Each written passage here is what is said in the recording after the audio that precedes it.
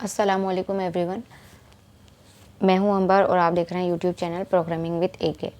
तो आज की वीडियो में हम जो टॉपिक डिस्कस करेंगे वो है HTML लिस्ट, यानी कि हम इसमें सीखेंगे कि HTML लिस्ट कितनी तरह की होती हैं और हम उन्हें किस तरह से यूज़ कर सकते हैं।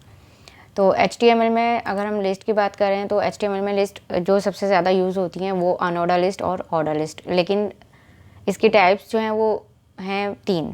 अनऑर्डर लिस्ट होती है, ऑर्डर लिस्ट और एक डिस्क्रिप्शन लिस्ट। ठीक है, सबसे पहले हम एक न्यू फाइल बनाएंगे और मैं यहाँ लिख दूँगी tutorial6.html। ठीक है, ये हमने एक न्यू फाइल बना ली और जैसे ही हमारी ये न्यू फाइल क्रिएट हो जाएगी, अब हम यहाँ बॉयलर प्लेट को ऐड कर देंगे।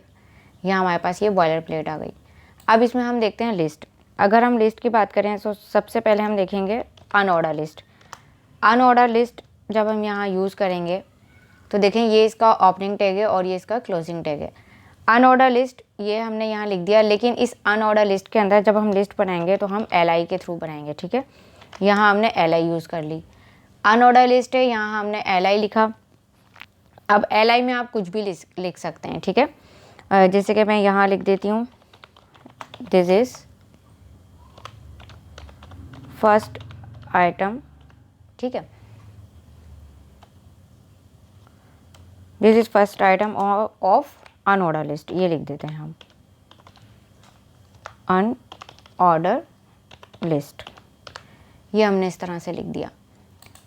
अब उसके बाद हम क्या करेंगे, अगर ये मुझे जितनी मर्तबा भी चाहिए, यानी कि लिस्ट में ऐसा होता है ना कि हमारे पास जब लिस्ट है तो मल्टीपल्स हमारे पास क्या होते हैं, आइटम्स होते हैं उसके, तो हम इसके बाद इसे क्या करेंगे, 3-4 मर्तबा हम इसे पेस्ट कर लेते हैं। ठीक है, सॉरी ये कॉपी नहीं हुआ, वो यहाँ मैं इसे कॉपी करती हूँ, सेलेक्ट करके Ctrl+C करेंगे, फिर यहाँ लाके मैं इसे Ctrl+V कर देती हूँ, तो अब ये पेस्ट हो गया। इसी तरीके से एंटर प्रेस करके मैं एक मरतबा और कर देती हूँ, तो ये Ctrl+V करके मैंने इसे 3 मरतबा पेस्ट कर लिया। और यहाँ फर्स्ट की जगह मैं लिख दूँगी सेकेंड। ठीक है, यहाँ मैंने लिखा सेकेंड और यहाँ मैं लिख दूँगी थर्ड। तो इस तरह से हमारे पास ये एक हमने अनऑर्डर लिस्ट बनाई है। UL की क्या मीनिंग है, अनऑर्डर लिस्ट। ठीक है, LI यानी कि लिस्ट। अनऑर्डर लिस्ट में हमने 3 आइटम यहाँ पर ऐड किए हैं। अब अगर हम गो लाइव पर जाते हैं तो मैं आपको दिखाती हूँ इसका रिजल्ट किस तरह से आएगा। ये देखें, इस तरह से हमारे पास ये एक लिस्ट बनकर आ गई है। ठीक है, ये क्या है, ये अनऑर्डर लिस्ट है हमारे पास। इसी तरीके से हमारे पास ऑर्डर लिस्ट होती है।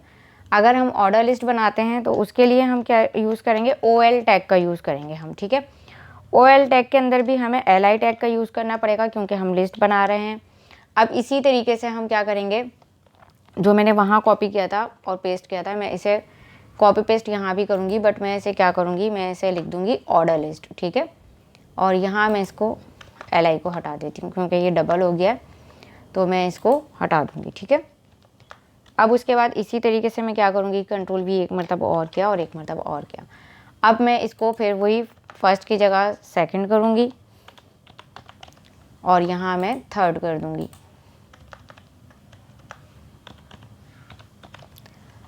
और यहाँ हम ऑर्डर लिस्ट कर देंगे इसको। ठीक है, ये ऑर्डर लिस्ट हो गई। तो ये थी हमारी अनऑर्डर लिस्ट और ये है ऑर्डर लिस्ट। ठीक है, अगर अब हम अपने ब्राउज़र पर जाते हैं और अब चेक करते हैं तो देखें, यानी कि ये अनऑर्डर लिस्ट है, इसमें कोई ऑर्डर नहीं है, और ये ऑर्डर लिस्ट है तो इसमें 1 2 3 यानी कि 1 बाय 1 हमें एक लिस्ट दे दी गई है। ठीक है, उसके बाद अगर अब हम देखें तो इसकी अलग अलग टाइप्स होती हैं। अलग अलग टाइप्स किस तरह की होती हैं कि अगर मैं UL में इसका एक एट्रीब्यूट है, अगर मैं यहाँ यूज़ करती हूँ टाइप इज़ इक्वल टू, और यहाँ डबल कोट्स में मैं लिख देती हूँ सर्कल। ठीक है, ये अनऑर्डर लिस्ट का मैं आपको बता रही हूँ। अब अगर मैं यहाँ जाके ब्राउज़र पर जाती हूँ तो देखें ये इसका जो बुलेट्स हैं वो चेंज हो गए हैं। ठीक है, इसके अलावा और भी टाइप्स हैं इसकी। सर्कल की जगह मैं स्क्वायर यूज़ कर सकती हूँ। ठीक है, स्क्वायर यूज़ किया मैंने, यहाँ जाऊँगी तो देखें ये स्क्वायर में आ गया। और अगर इसके अलावा एक और है, वो क्या है, वो है डिस्क। उसको मैं लिखूँगी तो ये थोड़ा चेंज हो जाएगा, अलग तरह का। ठीक है, इस तरीके से आप इसका यूज़ कर सकते हैं। इसी तरीके से ऑर्डर लिस्ट में होता है, अगर आप ऑर्डर लिस्ट में टाइप इज़ इक्वल टू लिखेंगे ठीक है। अब देखें ये आपको यहाँ पर सजेशन भी दे रहा है कि अगर आप टाइप इज इक्वल टू 1 यानी कि 1 2 3 4 में आता है जो कि बाय डिफ़ॉल्ट आ रहा है, या अगर आप कैपिटल लेटर में चाहते हैं कि ABC करके आए या स्मॉल लेटर में, या फिर आप रोमन में चाहते हैं तो रोमन में भी कर सकते हैं। देखें अगर मैं इसको सेलेक्ट करती हूँ और मैं अपने ब्राउज़र पर जाती हूँ तो ये देखें ये इस तरह से मेरे पास यहाँ शो हो रहा है। ठीक है, जिस तरह से आपको चाहिए आप उस तरह से क्या इसको यूज़ कर सकते हैं। जैसे कि अगर अब मैं इसको हटा दूँ और मैं यहाँ पर क्या करूँ कैपिटल में लिख दूँ और अब मैं ब्राउज़र पर जाती हूँ तो देखें आप कैपिटल में आ रहा है। तो आपको जिस तरह की नीड है या आपकी जिस तरह की रिक्वायरमेंट है आप उसके मुताबिक इसे यूज़ कर सकते हैं। अब इसके बाद हमारे पास है DL यानी कि डिस्क्रिप्शन लिस्ट। ठीक है, अब डिस्क्रिप्शन लिस्ट यहाँ पर यूज़ की जाती है, लेकिन डिस्क्रिप्शन लिस्ट के अंदर जो है वो 2 टैग हम और यूज़ करते हैं। DL टैग जो है वो डिस्क्रिप्शन लिस्ट है। ठीक है, अब इसके अंदर हम लिखेंगे DT हम लिखेंगे, ये होता है डिस्क्रिप्शन टर्म। ठीक है, इसको अगर आपको मैं समझाऊँ तो इस तरह से समझ लें जैसे कि हम जब स्कूल में होते थे हम पढ़ते थे तो क्या होता था कि हमें एक क्वेश्चन दे दिया गया और उस क्वेश्चन से रिलेटेड हमें जो भी आंसर देना है तो हम क्या करते थे उसकी एक मेन हेडिंग देते थे और फिर उसका जो भी आंसर होता था वो लिख दिया करते थे उससे रिलेटेड। या अगर हमें कोई डेफिनेशन लिखनी है तो हम क्या करेंगे पहले डेफिनेशन का नेम दिया वही मेन हेडिंग और फिर उसके बाद उसे पूरा डिफाइन कर दिया उसकी डेफिनेशन लिखकर। तो इस तरह से आप डिस्क्रिप्शन लिस्ट में DT यानी कि डिस्क्रिप्शन टर्म का यूज़ करेंगे। जैसे कि अगर मुझे यहाँ HTML लिखना है, ठीक है, अब ये तो हो गया डिस्क्रिप्शन टर्म, यानी कि इस तरह से समझ लें कि ये एक टर्म हमने लिख दी।